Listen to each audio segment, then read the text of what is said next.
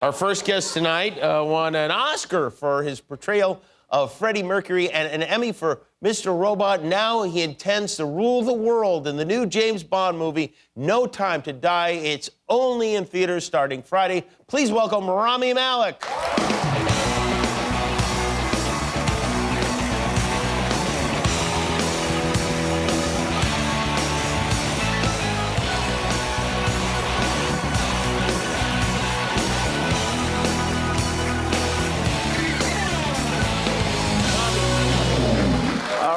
It's very good to see you. Before we get into anything, I want to ask you, and please be honest.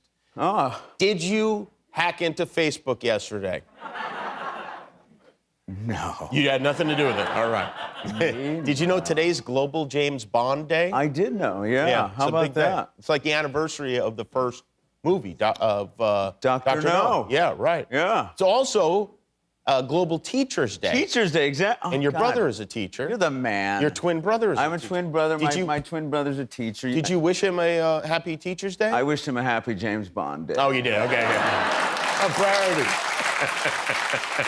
You were at the big world premiere in London last week. Yes. The royals were there and everything. I know. That's weird, huh?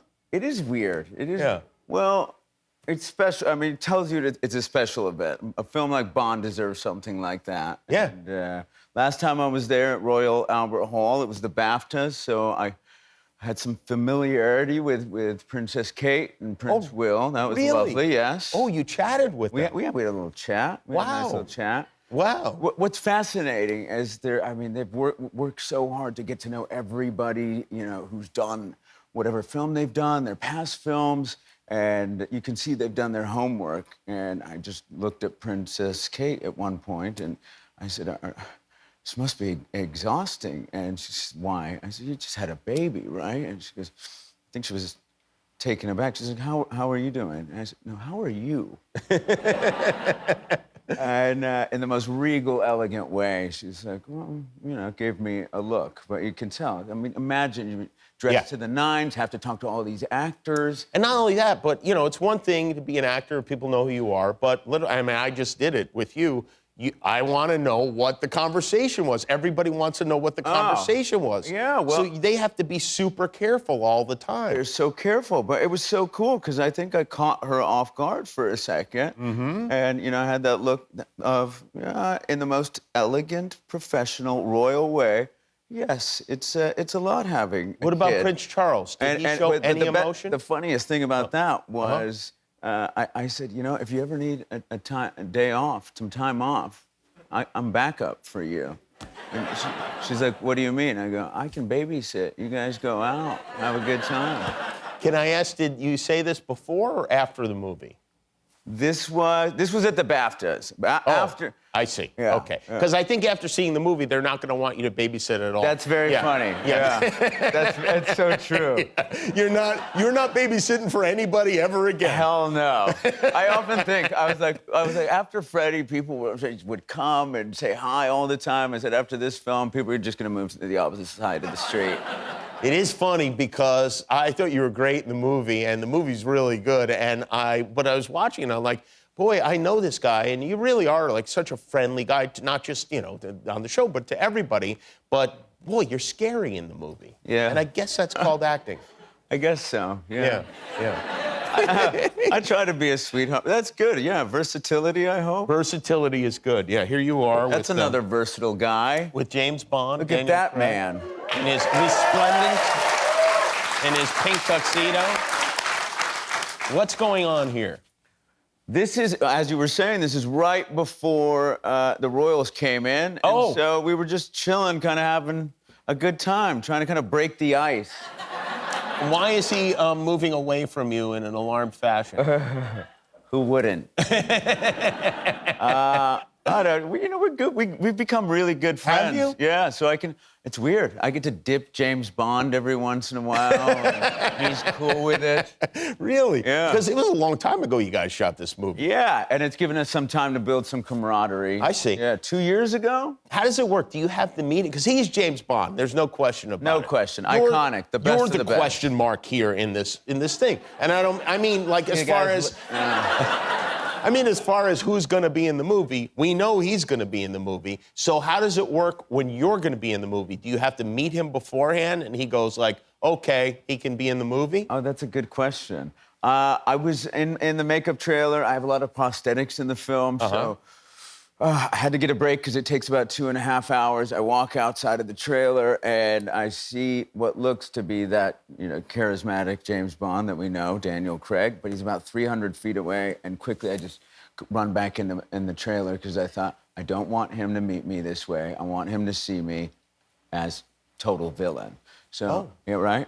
I peek back out and I see him, eyes light up, and not my coolest moment because, I had to come back out and greet him. And he appeared from 300 feet. He was almost instantly right in front of me. And if you don't know, this guy, Daniel Craig, he's like a cheetah.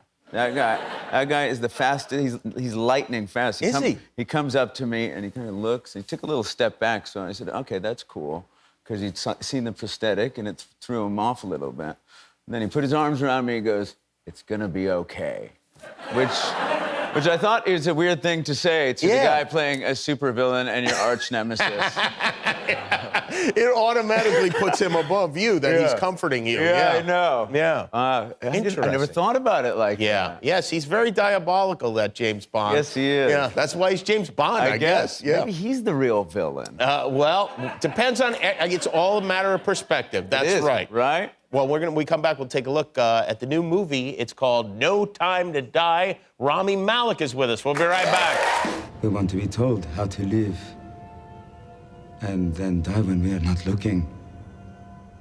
People want oblivion, and a few of us are born to build it for them. So here I am, their invisible God, sneaking under their skin. You know that history isn't kind to those who play God. And you don't? Rami Malek and Daniel Craig in No Time to Die. Yeah, you definitely don't want that guy babysitting. That's Oh for yeah, sure. that's not a friendly babysitter type. Yeah, for sure. For that and many reasons. Yeah. That lizard skin you had on there, that had to be because And nowadays, did you ever think like when you're sitting there in the makeup chair, I could do this with a Snapchat filter, probably, right? Yeah, no, I didn't have No, you did not. No, You I don't even know what that is.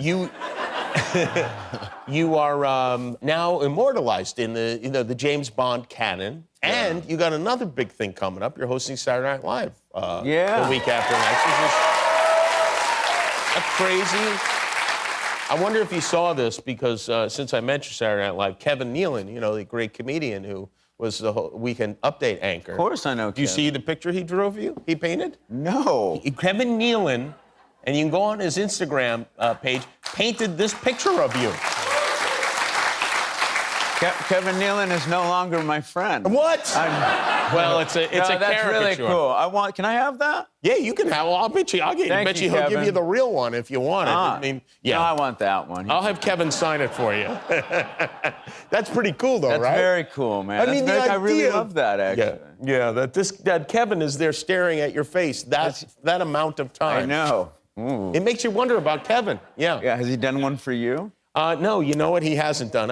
It's not that I haven't hinted, but he hasn't. Yeah. Because I think he decided he doesn't want to spend that much time with my face. Probably. We have a special something. We have a special treat for everyone in our audience except for one girl who person? won't clap the right way tonight. Okay, look. Oh, good. All right. What heat she has got tonight. What heat.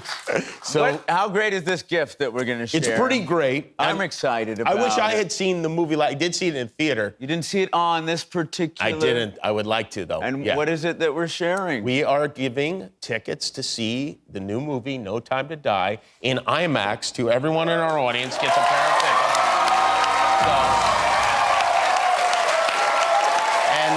And they'll see it in like Yeah. the big deal. Yeah. Have you seen it in IMAX? I have seen it on IMAX, yeah. And I remember there were moments in the film early on where we had to take a special IMAX camera for certain sequences. Oh, wow. Yeah, that are devoted to that type of experience. So is it different, the IMAX film, or are they still identical? Are they still exactly the same? No, it's a little bit different. It's funny. You have, Wow. you have to shoot for IMAX. You have to shoot for traditional. You even have to shoot for iPhone. Believe it. Is that right? Yes. It's I'm not even, everything. I'm not even joking. Did you really have to shoot, Yes. do special shots for iPhone? Yes. That's really weird. I know. Yeah. I know. But IMAX. The audience is not going to go see it in iPhone. No. They're going to go see it in IMAX, which is even better.